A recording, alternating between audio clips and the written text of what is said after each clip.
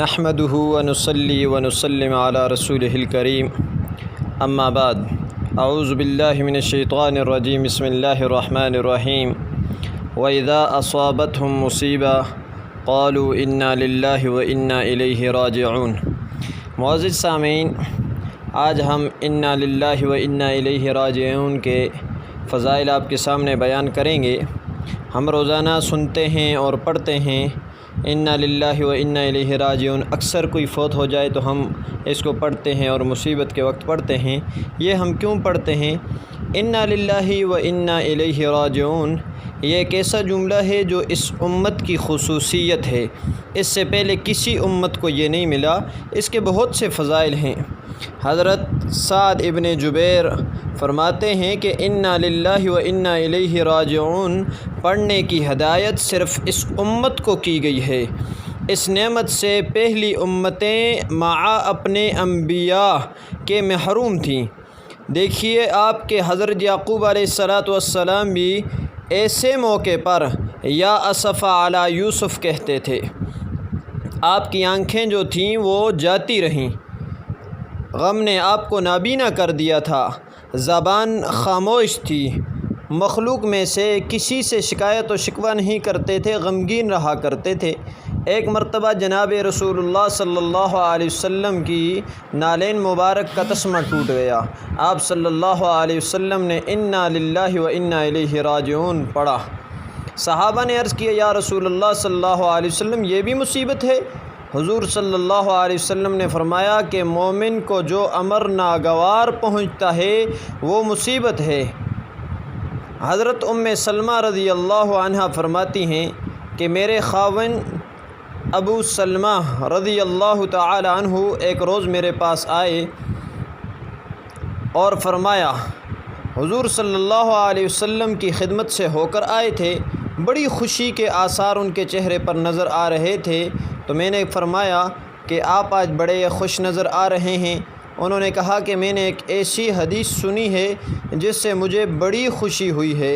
وہ حدیث یہ ہے کہ جب کسی مسلمان کو کوئی تکلیف پہنچے اور وہ کہے اللہم اجرنی فی مصیبتی واخلف لی خیرا منہا، یعنی خدایا مجھے اس مصیبت میں اجر دے، مجھے اس سے بہتر بدلہ عطا فرما، تو اللہ تعالیٰ اسے اجر اور بدلہ ضرور دیتے ہیں۔ حضرت سلمہ رضی اللہ تعالی عنہ فرماتی ہیں کہ میں نے اس دعا کو یاد کر لیا۔ جب ابو سلمہ رضی اللہ تعالی عنہ کا انتقال ہوا تو میں نے اِنَّا لِلَّهِ وَإِنَّا إِلَيْهِ راجعون پڑھ کر پھر یہ دعا بھی پڑھ لی۔ لیکن مجھے خیال آیا کہ بھلا ابو سلمہ سے بھی بہتر شخص کون مجھے مل سکتا ہے، یعنی وہ تو بڑے اچھے تھے، ان سے بہتر کون ہوگا؟ فرماتی ہیں کہ جب میری عدت گزر چکی تو میں نے ایک روز کھال کو میں دباغت دے رہی تھی تو حضور صلی اللہ علیہ وسلم میرے گھر تشریف لائے، اندر آنے کی اجازت چاہی، میں نے ہاتھ دھو کر کھال سائڈ پر رکھ دی۔ حضور صلی اللہ علیہ وسلم اندر تشریف لائے اور درخواست کی۔ آپ صلی اللہ علیہ وسلم کو میں نے ایک گدی پر بٹھا دیا۔ آپ صلی اللہ علیہ وسلم نے مجھ سے اپنے نکاح کرنے کی خواہش ظاہر کی۔ میں نے کہا، رسول اللہ صلی اللہ علیہ وسلم یہ تو میری بہت بڑی خوش قسمتی ہے۔ اول یہ کہ میں بڑی باغیرت عورت ہوں، ایسا نہ ہو کہ آپ کی طبیعت کے خلاف کوئی بات میں کہہ دوں اور خدا کے عذاب کی مستحق ہو جاؤں، آپ مجھ سے ناراض ہو جائیں، کہیں ایسا نہ ہو۔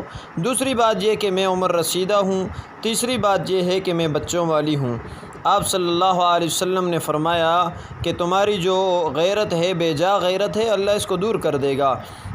عمر کا بھی کوئی مسئلہ نہیں، تمہارے جو بچے ہیں وہ میرے بچے ہیں۔ تو فرماتی ہیں کہ میں نے یہ سن کر کہا، حضور صلی اللہ علیہ وسلم مجھے کوئی عذر نہیں، مجھے قبول ہے۔ چنانچہ میرا نکاح اللہ کے نبی صلی اللہ علیہ وسلم سے ہو گیا۔ مجھے اللہ تعالیٰ نے اس دعا کی برکت میں میرے میاں سے بہت ہی بہتر، یعنی سرکار دو عالم صلی اللہ علیہ وسلم جیسے شوہر عطا کیے۔ تو یہ اِنَّا لِلَّهِ وَإِنَّا إِلَيْهِ راجعون کے اور بھی بہت سے فضائل ہیں، مناقب ہیں۔ تو قرآن پاک کے اندر آتا ہے وَإِذَا أَصَابَتْهُمْ مُصِيبَةٌ قَالُوا إِنَّا لِلَّهِ وَإِنَّا إِلَيْهِ راجعون۔